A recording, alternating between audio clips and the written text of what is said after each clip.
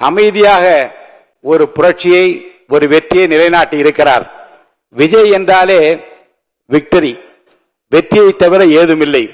அந்த வகையில் மாண்புமிகு தமிழ்நாடு முதலமைச்சர் புரட்சி தளபதி அவர்களால் இன்று இந்த மாமன்றத்தில் முன்மொழியப்பட்ட நம்பிக்கை கோரும் தீர்மானம் மாபெரும் வெற்றி அடைந்திருக்கிறது. இதற்கு காரணம் சட்டமன்ற உறுப்பினர்களுக்கு மாண்புமிகு முதலமைச்சர் அவர்கள் மீது வைத்துள்ள அசைக்க முடியாத நம்பிக்கை.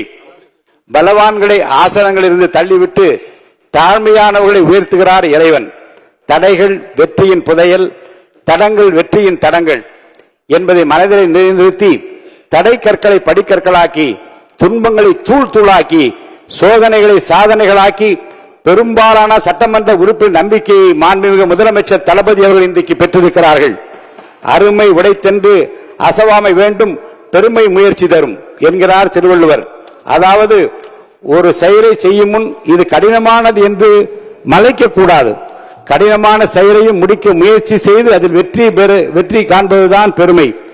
திருவள்ளுவரின் வாய்மொழிக்கு ஏற்ப எதை கண்டும் மலைக்காமல் பிறரை மலைக்க வைத்திருக்கிறார் மாண்புமிகு முதலமைச்சர் தளபதி அவர்கள். இந்த மாமன்றத்தில் முன்மொழியப்பட்ட நம்பிக்கை கோரும் தீர்மானம், அதை நினைக்கும் போது மலை போலே வரும் சோதனையாவும் பனி போல் நீங்கிவிடும், நம்மை வாழ விடாதர் வந்து நம் வாசலில் வணங்கிட வைத்துவிடும் என்கின்ற அந்த வரிகள் தான் எனக்கு நினைவுக்கு வருகிறது. ஒன்றை நான் நினைத்து பார்க்கிறேன். ஆட்சி அதிகாரம் வருவதற்கு முன்னாலே தளபதி அவர்கள் ரசிகர் மன்றங்களை நடத்தினார், நற்பணிகள் பல செய்தார். பின்பு மக்கள் இயக்கம் கண்டார்.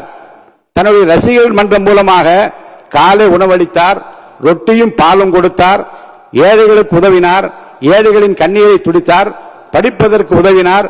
படித்தோர், ஏழைகள், இல்லாதார், இருப்போர் எல்லோரையும் அரவணைத்தார் தன் ரசிகர் மன்றங்களின் மூலமாக, மக்கள் இயக்கத்தின் மூலமாக. அன்று அவர் செய்த தான தர்மங்கள் தான், அன்று அவர் செய்த தர்மம் தான் இன்றைக்கு அவரை வெற்றி பெற வைத்திருக்கிறது. தர்மம் தலைகாக்கும் என்பதை இந்த நாட்டுக்கு உணர்த்தி இருக்கிறது. மாண்புமிகு முதலமைச்சர் அவர்கள் பெற்றிருக்கிற இந்த வரலாற்று சிறப்பு மிக்க இந்த வெற்றி கழிப்பில் நான் என்னையும் பங்குபடுத்திக் கொள்கிறேன். வரலாற்று படிப்பது முக்கியமல்ல, வரலாறு படைக்க வேண்டும்.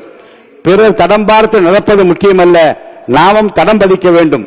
பிறர் உயரத்தை அண்ணாந்து பார்த்து ஆச்சரியப்படுவது முக்கியமல்ல, நமது உயரத்தை பிறர் பார்க்கும்படி வாழ வேண்டும். உயிரோடு வாழ்வது மட்டும் முக்கியமல்ல, உயர்வோடு வாழ வேண்டும் என்பதற்கு இலக்கணமாக மாண்புமிகு முதலமைச்சர் புரட்சி தளபதி அவர்கள் விளங்கிக் கொண்டிருக்கிறார்கள்.